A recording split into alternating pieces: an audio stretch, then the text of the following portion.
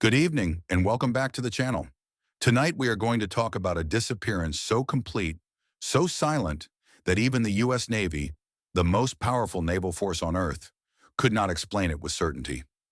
In May of 1968, during one of the tensest moments of the Cold War, an American nuclear submarine was sailing home across the Atlantic. She carried no passengers, only sailors. No headlines followed her voyage. No one expected trouble. And then, nothing. No radio call, no emergency signal, no wreckage on the surface. The submarine was USS Scorpion. 99 men were aboard. None survived. More than 50 years later, her loss remains officially unresolved.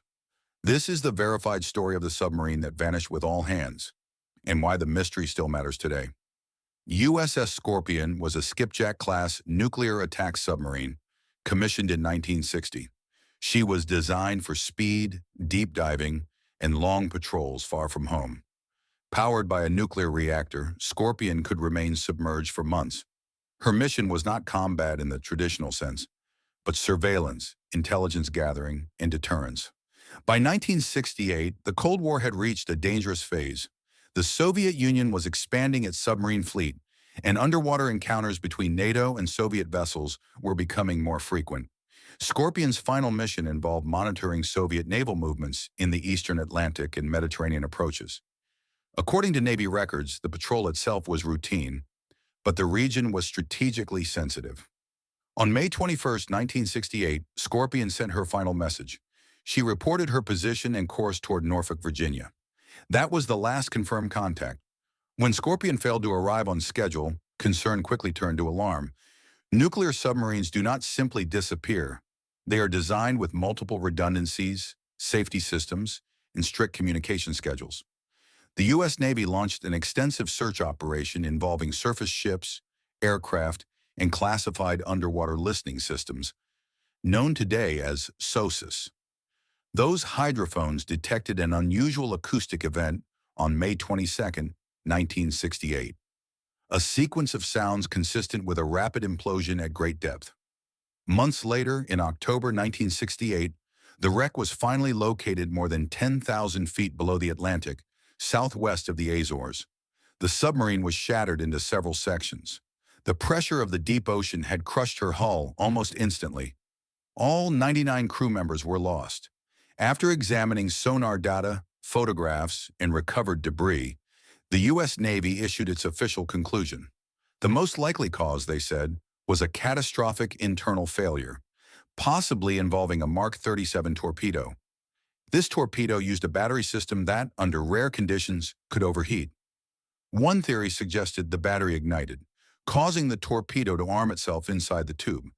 However, the Navy admitted something unusual in its final report. There was no definitive evidence to confirm this scenario.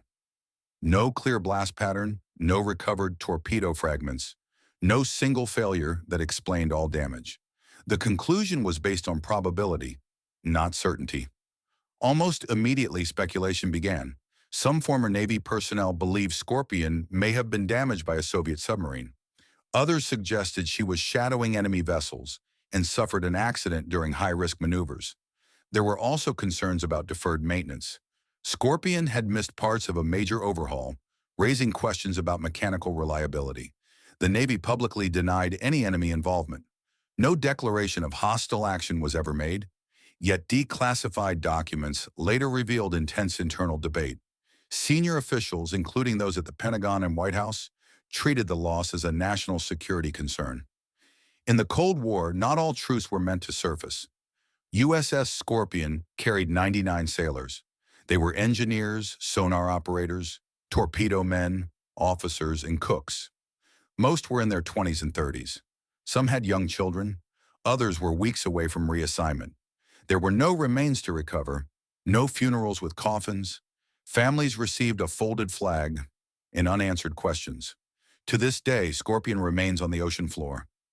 The wreck is periodically monitored for environmental safety, but it is considered a war grave. The silence around her loss weighs as heavily as the sea above her. The loss of USS Scorpion changed the U.S. Navy. Submarine safety standards were tightened, torpedo battery designs were improved, Emergency procedures were rewritten, but the central question remains, what truly happened on that final patrol? USS Scorpion vanished in an era defined by secrecy, tension, and unspoken fear. Her story reminds us that the Cold War was not only fought in speeches and missile silos, but in the deep, silent darkness of the ocean. And there, the truth sometimes never resurfaces.